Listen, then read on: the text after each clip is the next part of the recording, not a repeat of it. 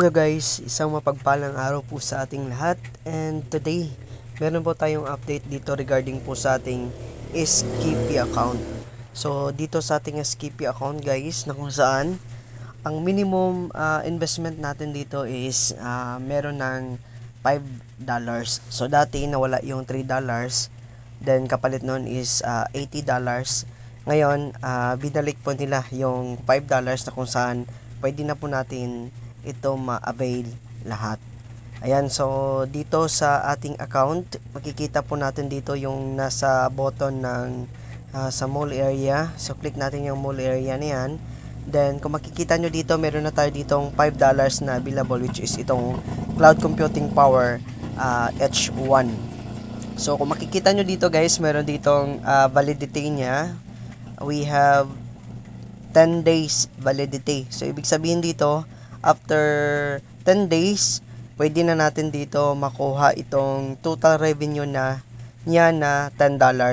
So yung $10 niyan guys, pwede mo din ito i-rent dito after mag-end yung validity period niya dito sa $10 natin na available.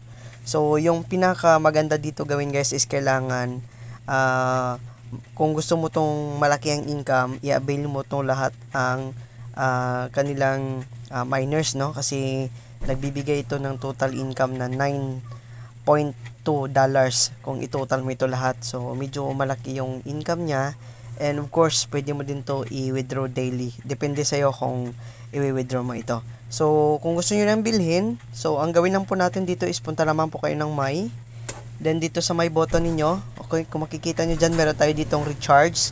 So click ko lang yung recharge na yan, then yung pinaka recommended dito na pwede nating i-recharge guys is wag muna natin daw gamitin itong GCash, no? Kasi yung GCash today is under maintenance pa. So pwede tayo dito mag-recharge through our USDT and of course our SKP Maya. Pwede din dito yung Maya account. Yung GCash kasi medyo hindi pa po sure ngayon na papasok yan, kasi may mga tendency minsan na nagdideduct sa GCash mo then hindi nakakapunta doon sa iyong SKP account. So ang recommended po dito na gamitin natin is itong USDT, na kung saan ito yung Binance, na gamit po yung Binance natin, yung coins.ph natin, at saka yung Maya natin pwede din dito mag-send gamit yung USDT. Pero most especially dito, ang ginagamit po dito sa USDT address dito guys is yung ating Binance. So kung wala po kayong Binance, okay, punta lamang po kayo sa YouTube, meron dyang tutorial guys kung paano po gumawa ng Binance account at kung paano po mag-transfer dito ng fund gamit dito yung ating USDT. And of course, kung gusto niyo mag-join dito guys, wag po kayong mag-alangan na halimbawa dito, kung gusto niyo dito mag-join gamitin yung USDT, then may mga katanungan pa po kayo.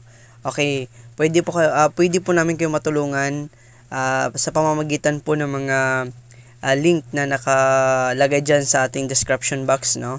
So click nyo lamang po yung Facebook account natin kasi andyan po yung ating Facebook, and of course makikita nyo dyan mismo ang ating Facebook account at saka yung WhatsApp account natin na pwede nyong i-direct contact, or mag-comment lamang po kayo dito sa baba ng video na ito para malaman natin na willing kayo or interested kayo to join our SKP Mine. So dito guys is napakalaki po ng withdrawal dito, no?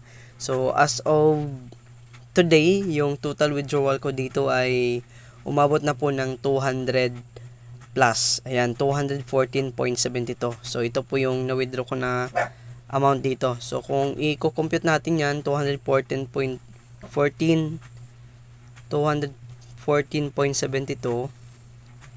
kung i-compute natin to guys is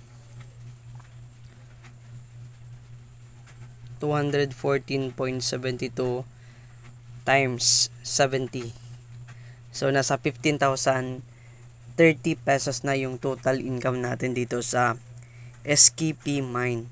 So ito yung bagong update dito sa SKP guys, na kung saan lahat ay pwede na maka-avail dito. Mag-start lang po yung inyong puna, nasa 350 pesos makaka-join ka na dito sa ating SKP, kasi makukuha mo na itong $5 natin.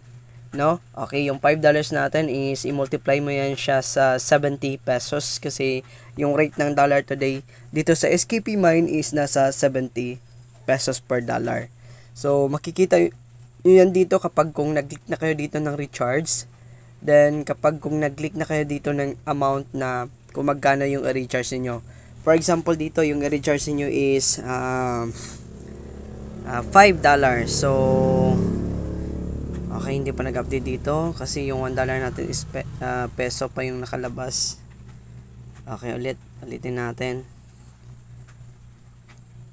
Yan, for example dito guys is gusto nyo mag-recharge ng 5, then ang yung babayaran mo dito, yung ma-deduct sa GCash mo or sa Binance mo is nasa 350. Kung gusto mo naman kunin yung 80, so ang ma-deduct dito is 5,600 pesos. So, depende na sa iyo guys kung ano yung kukunin nyo na machine dyan. For example, 10. Ayan, 700 pesos po yung kailangan nating invest dito.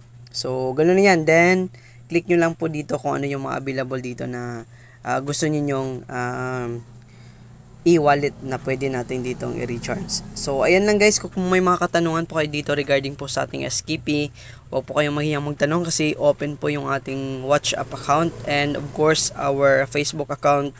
Open po siya para sa mga katanungan at kung may mga clarification kayo regarding dito sa ating investment. So, yan lang muna guys and happy earnings everyone.